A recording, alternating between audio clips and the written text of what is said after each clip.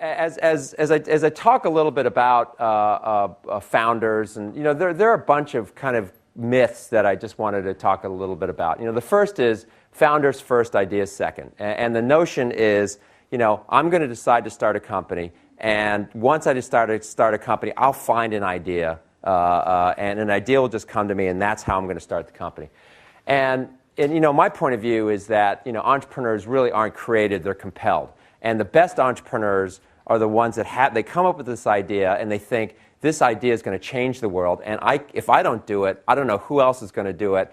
And I think the world would be a better place by starting it. So I don't believe that it's founder first, idea second. I really think it's idea first, and the idea compels the founder.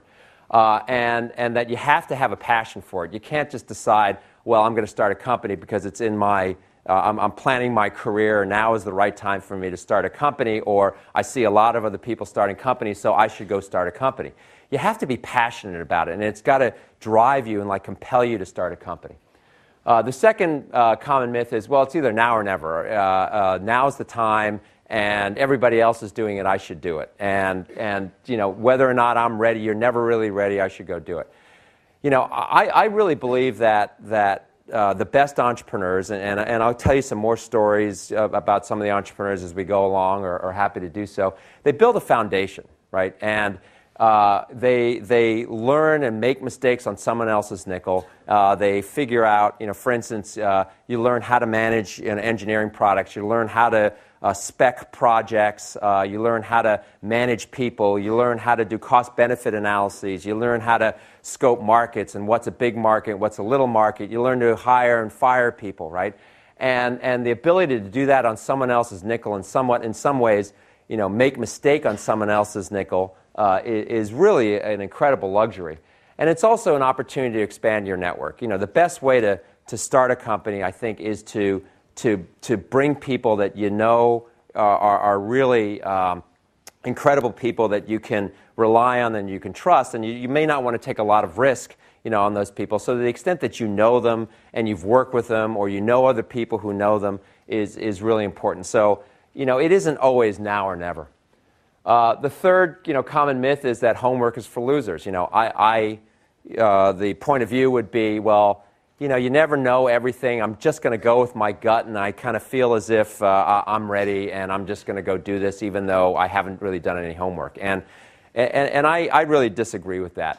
Certainly you can't know everything. When you're starting a new company, especially one where you're doing something that no one ever has been able to do before. People will say, well, how do I do market analysis on a market that doesn't really exist? Well, in my opinion, when you're going and starting and you're putting your energy in starting a company, you're really making a pretty significant investment, just as if, when we invest in a company, we're making a very significant investment. And you owe it to yourself to do your homework. You owe it to yourself to go find out, what is the competition doing? How big is this market? What are the reasons why it might fail or why it might succeed? And really kind of put together the whole landscape of what you're counting on for this to be a successful venture. And if you don't do that, you're kind of cutting yourself short. And I mention this because it's kind of amazing to me when I meet entrepreneurs and they really haven't done any homework on how big the market size is, or you ask them about, well, what is this person, what is this company doing, or what is that person doing, or have you heard of this, or you heard of that? And they say, no, haven't really done any of that work. It really is not the right way to go about doing this, because you are making an investment, and you're making an investment in the most valuable thing you have, which is your time, your energy, and your reputation, and you owe it to yourself to do some homework. That isn't to say that you need to know everything and all your information needs to be perfect. You just need to kind of know what you're betting on in order to do that.